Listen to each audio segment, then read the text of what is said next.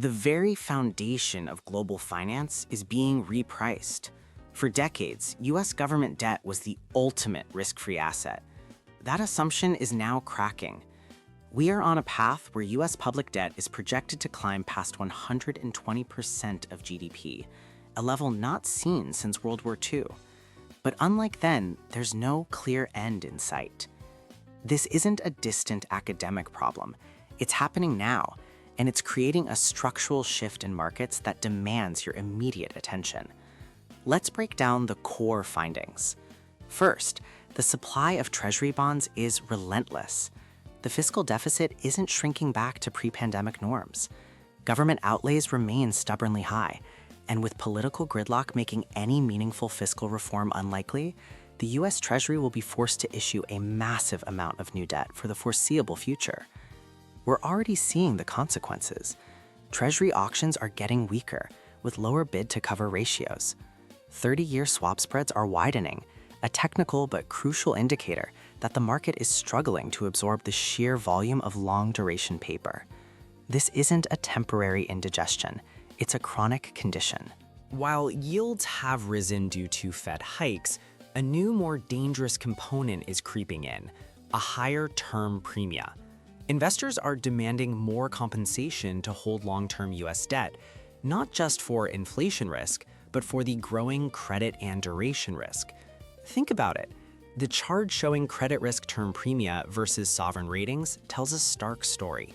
The market is beginning to treat US debt less like a perfectly safe asset and more like a credit instrument with its own unique risks.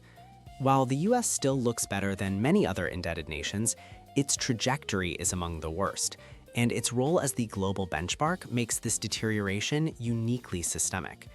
The report lays out three potential paths forward: a no-crisis scenario where we muddle through, a rising headwinds scenario with escalating volatility and funding costs, or a full-blown funding stress event. The odds are shifting away from the first scenario. So what are the actionable implications for your portfolio? First, in rates, the game has changed. This isn't just about predicting the Fed's next move, it's about positioning for a structurally higher supply environment. This points toward a steeper yield curve, where long-term bonds underperform short-term ones. Long-end volatility is here to stay, making duration risk much harder to manage. In foreign exchange, the dollar's exorbitant privilege is being questioned. As fiscal risks mount, the dollar could face significant headwinds, losing its traditional safe haven appeal during bouts of risk-off sentiment. This means looking toward other currencies like the Swiss franc or Japanese yen as potential portfolio hedges. For your broader asset allocation, the ripple effects are huge. Higher Treasury yields mean a higher discount rate for equities, pressuring valuations, especially for long-duration growth stocks.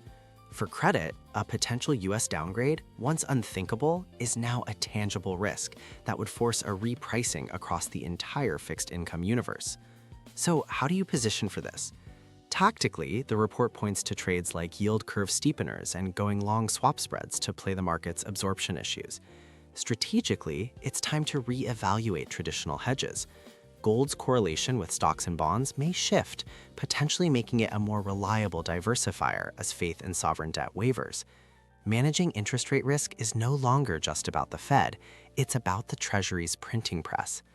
Here is the bottom line. Over the next 1 to 2 years, you must watch 4 things like a hawk: Treasury auction results for signs of flagging demand, the political gridlock in Washington for any hope of fiscal discipline, the Fed's commentary for any hint of its independence being compromised by the government's funding needs, the dreaded fiscal dominance, and of course, inflation expectations. The structural repricing of US sovereign risk is underway. The key is to adapt your portfolio before the market forces you to.